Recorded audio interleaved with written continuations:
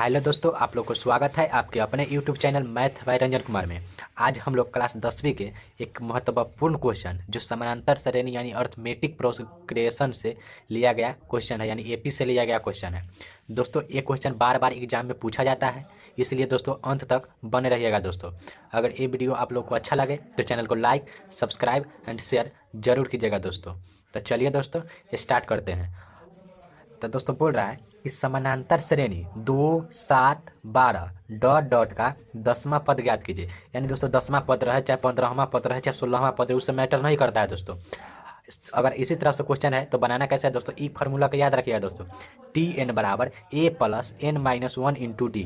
दोस्तों इस क्वेश्चन का पूछने का चांसेस 100% है दोस्तों। ये अब ऑब्जेक्टिव में पूछे या सब्जेक्टिव में, ऑब्जेक्टिव में पूछेगा तो कम से कम 2 क्वेश्चन रहेगा और सब्जेक्टिव में पूछेगा तो एक रहना ही है। तो चलिए दोस्तों स्टार्ट करते हैं। तो बोल रहा है समानांतर श्रेणी 2, 7, 12 डॉट डॉट का 10वां पद ज्ञात कीजिए। दोस्तों समानांतर श्रेणी किसको कहा जाता है? तो दोस्तों यानी बीच का अंतर समान रहना चाहिए, उसी को समानांतर श्रेणी कहा जाता है दोस्तों। यानी 7 में से 2 गया था 5, यानी यहाँ का अंतर 5 है। 12 में से 7 गया था 5, यानी यहाँ यानी सब का अंतर समान रहना चाहिए, इसी को तो समानांतर श्रेणी कहते हैं। तो चलिए दोस्तों स्टार्ट करते हैं। तो दोस्तों पहले जो जो दिया गया है उसको लिख लेंगे। तो क्या दिया गया है? तो 1, 2 है, तो इसको हम दोस्तों प्रथम पद यानी इसको पहला पद बोला जाता है दोस्तों। तो लिख देंगे दोस्तों पहला पद, पहला पद। तो पहला पद कितना दिया है दोस्तों? पहला पद को दोस्तों ए से डिनोट करते हैं, तो दोस्तों यहाँ ए लिख देंगे, यानी यहाँ 2 दिया गया है। उसके बाद दोस्तों अब इसके बाद सार्व अंतर लिखेंगे। तो दोस्तों सार्व अंतर कैसे लिखाएगा?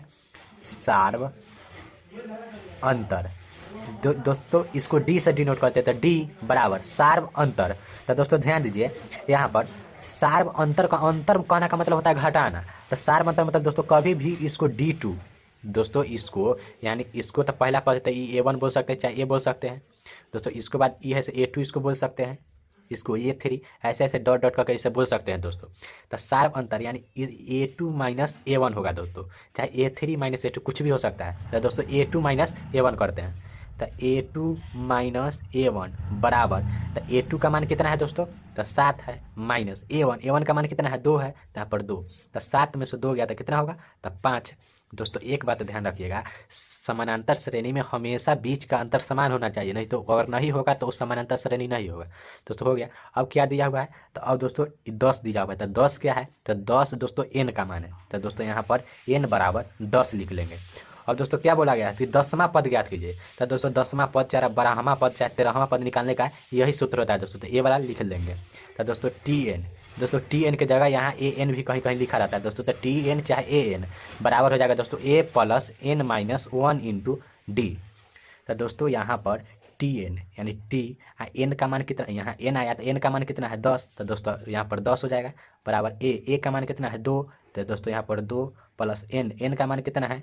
तो n का मान फिर 10 है, तो 10 माइनस 1 तो 1 इंटू डी का मान कितना है? तो दोस्तों डी का मान 5 है, तो दोस्तों 5 हो जाएगा। और दोस्तों इसी को सॉल्व कर दीजिए, आ जाएगा आंसर। तो दोस्तों इसी को सॉल्व करेंगे तो बराबर 2 प्लस 10 में से किया तो कितना होगा? 9। तो 9 यहाँ गुना छुपा है तो गुना 5। तो दोस्तों 2 प्लस 9 × 5 = 45 बराबर 47। दोस्तों इस क्वेश्चन में अगर ऑब्जेक्टिव आएगा तो इस तरह से सॉल्व कीजिएगा तो टाइम बहुत दोस्तों लग जाएगा। इसी तरह से ऑब्जेक्टिव अगर आए तो दोस्तों कैसे सॉल्व करना है से देखिएगा दोस्तों। सेकंड मेथड यानी बहुत ही शॉर्टकट मेथड है दोस्तों, ध्यान दीजिएगा। शॉर्टकट मेथड क्या है दोस्तों? ध्यान दीजिए। अगर आपसे यहाँ पूछा है ना 10वां पद, तो आपको a प्लस यानी 9d कर देना है, यानी 10 से 1 कम यानी 9 होता है, तो 9d a प्लस 9d। यानी दोस्तों अगर 15वां पद पूछे तो a प्लस 14d, अगर 9वां पद पूछे तो a प्लस 8d, ऐसे करना है दोस्तों। तो दोस्तों पूछा क्या है समझाते हैं दोस्तों। 10वां पद, तो दोस्तों 10वां पद पूछा है तो डायरेक्ट आपको लिख देना है दोस्तों a प्लस 9d यानी Tn बराबर, समझे दोस्तों। डायरेक्ट इस स्टेप में आना है दोस्तों, बस और कुछ नहीं किया है। तो दोस्तों अब ए का मान रख दीजिए, तो ए का मान कितना निकाले? 2। तो 2 प्लस दोस्तों यहाँ पे 10वां तो 9 होगा दोस्तों, डी लिखा गया सॉरी दोस्तों, तो 9d होगा दोस्तों। अगर इसी तरह से मान के चलिए 12वां पद पूछता है, तो 12वां पद पूछता था a प्लस 12 है तो यहाँ 11d दोस्तों। अगर 13वां पूछता तो a प्लस 13 है तो यहाँ 12d। तो दोस्तों यहाँ पर पूछा 10वां तो a प्लस 9d, यानी एक कम लिखना है। तो ए प्लस 9 और डी का मान कितना है, तो डी का मान 5 है। तो दोस्तों 2 प्लस 9 5 45, यानी 45 और 2 47। दोस्तों ए वाला टर्म हम डायरेक्ट कैसे लिख दिए, देखिए दोस्तों यहाँ पर n माइनस 1 इंटू डी है, तो n के मान यहाँ पर 10 दिया है, तो n के मान 10 में से एक हमेशा तो एक घटबे न कर रहा है, हमेशा एक घट रहा है, इसीलिए डायरेक्ट 9 डी लिया। अगर 11वां पता 11 माइनस 1 यानी 10 हो जाता है, यानी हमेशा दोस्तों एक घटा के लिखना है, यानी a प्लस 9d होगा, यानी 10वां पूछा तो a प्लस 9d, इसका मान रख दीजिए।